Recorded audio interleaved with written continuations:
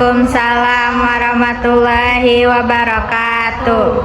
Perkenalkan, saya Muhammad Taufik dengan nomor 077 sebagai moderator ingin mempresentasikan laporan praktikum rekam medis dalam penanggulangan bencana. Saya tidak sendiri, saya punya rekan yaitu Perkenalkan, saya Asri sebagai pemateri. Perkenalkan, saya Hamsa sebagai pemateri.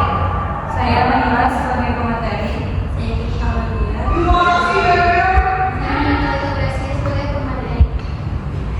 baik. Untuk materi yang pertama akan disampaikan oleh rekan saya. Baik, di sini bisa kita lihat teman-teman ada mengenai latar belakang mengapa kami mengkaji artikel kasus bencana yang ada di nasional dan juga internasional. Bisa dilihat di sini di Indonesia pada tahun 2021 telah terjadi insiden bencana sebanyak 3.115 yang mengakibatkan 8,6 juta pengungsi. Lalu sedangkan di sini ada 204 meninggal dan 6.500 terluka, yaitu pada kejadian ledakan di Pelabuhan Beirut pada tahun 2020, yaitu kasus internasionalnya. Insiden korban massal yaitu MCI ini menuntut sistem pencatatan medis yang efisien, cepat dan tepat sebagai landasan identifikasi, pelacakan dan aspek hukum. Di sini tujuan dari penugasan ini adalah pertama mengetahui kemajuan studi rekam medis bencana, kedua mengatasi komparasi sistem nasional yaitu manual juga yang internasional yaitu EHR, yang ketiga meningkatkan keterampilan berpikir kritis dan analisis literatur, antaranya menyusun laporan yang terstruktur dan kolaborasi tim ilmiah. Selanjutnya saya serahkan ke moderator. Baik, untuk materi selanjutnya akan dipresentasikan oleh rekan saya. Selanjutnya di bab 2 kita mereview resume artikel nasional yang berjudul Rancangan Formulir Rekam Medis Bencana oleh Kastin Hasan Kasih. Latar belakangnya yaitu Provinsi Kalimantan Selatan rawan banjir dan karhutla, namun belum memiliki formulir pencatatan medis bencana yang baku. Profesional medis di lapangan beroperasi dengan keterbatasan waktu dan sumber daya. Tujuannya yaitu merancang formulir rekam medis bencana yang sederhana dan efektif untuk pengumpulan data pasien darurat.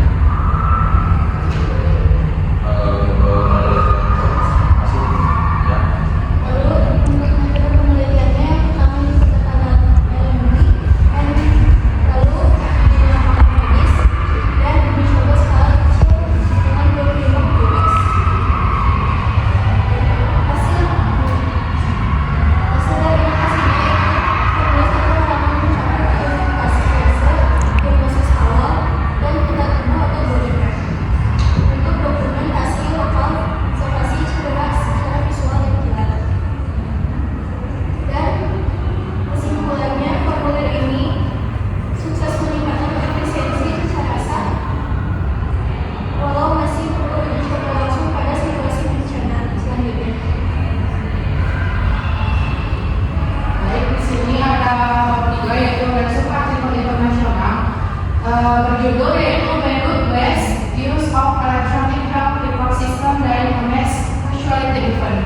Penulisnya itu ada Trinity, jurnalnya dapat di Western Journal of Emergency Medicine. Di latar belakang pada 4 Agustus 2020, 2.750 orang diunitkan meledak. Rumah sakit Outlet MC menangani lebih dari 350 korban dalam 3 jam pertama.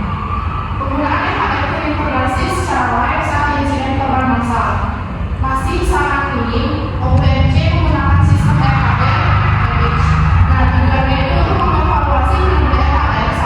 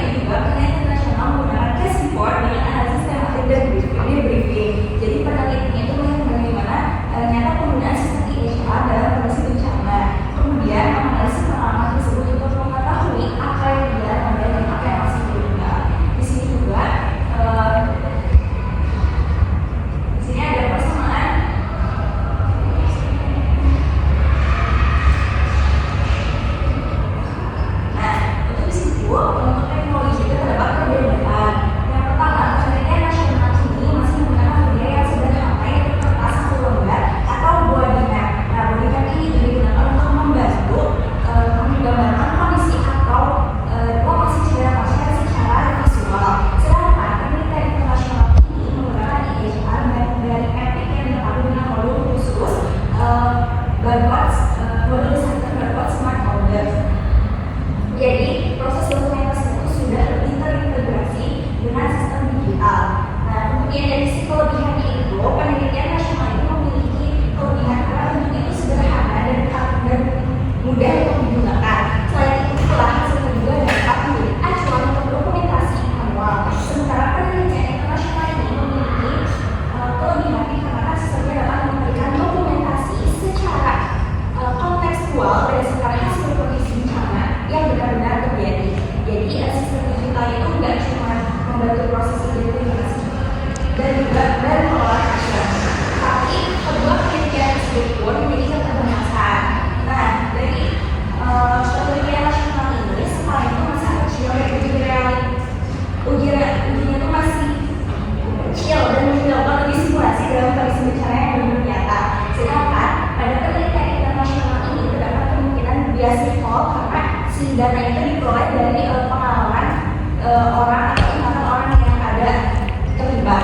Selain itu pula hasil juga belum tentu bisa langsung diterapkan karena kondisinya tuh sistem kesehatan di tiap negara itu berbeda-beda gitu. Jadi kalau kita lihat dari implikasi PMK-nya terhadap penelitian ini, penelitian nasional itu dapat menjadi acuan dalam membuat standar dokumen manual untuk kondisi darurat. Sedangkan penelitian internasional ini dapat menjadi acuan untuk tata kelola identifikasi dan pelayanan data secara digital.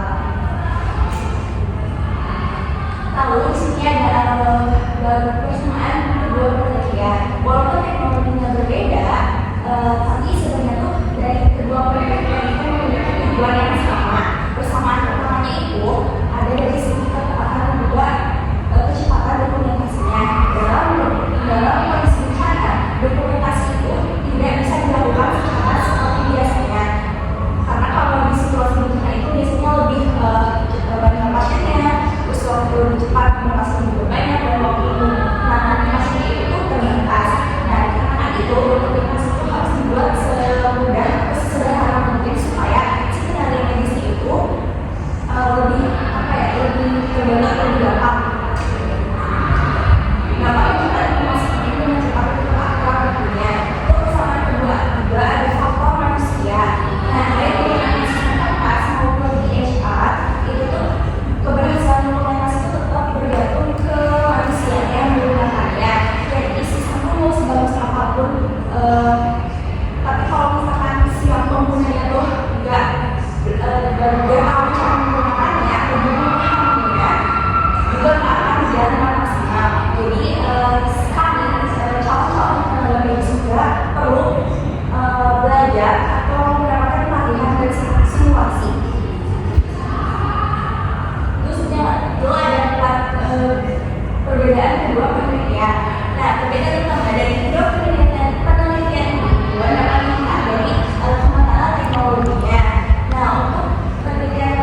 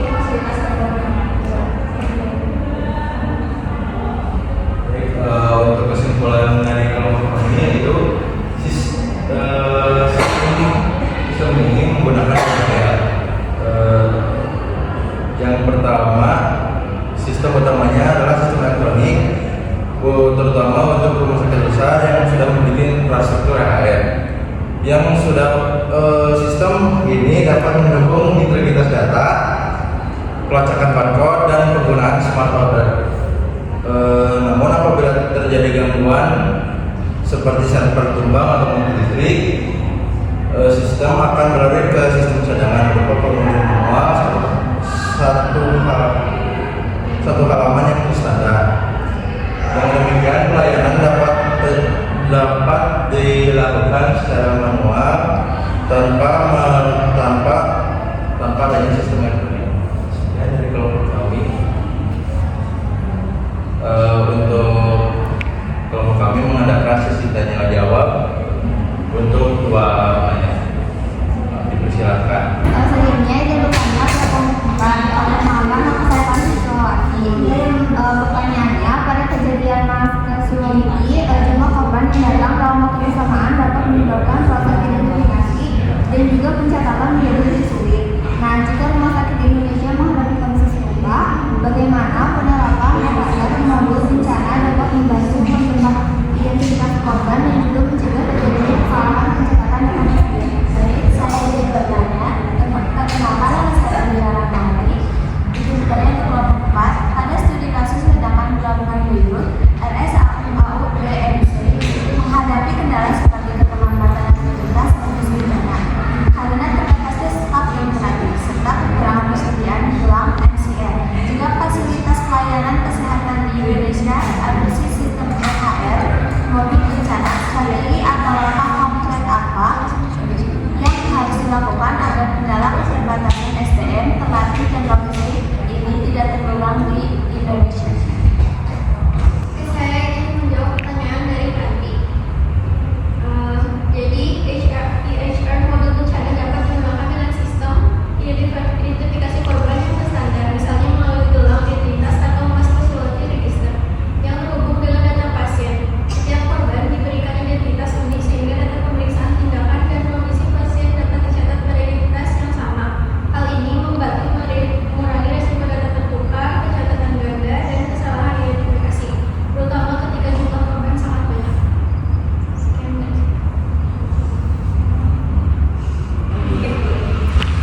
Baik, izin untuk menjawab pertanyaan dari Nabila. Untuk mengatasi keterbatasan saat SDM itu dapat digunakan kapal darurat pada RFE, formulir triase yang sederhana dan juga cepat, lalu serta simulasi bencana secara rutin agar petugas lebih siap. Untuk keterbatasan logistik pun dapat disediakan gelang QR atau barcode, menggunakan identitas sementara jika gelang habis, serta memberikan peringatan otomatis saat stok mulai menipis.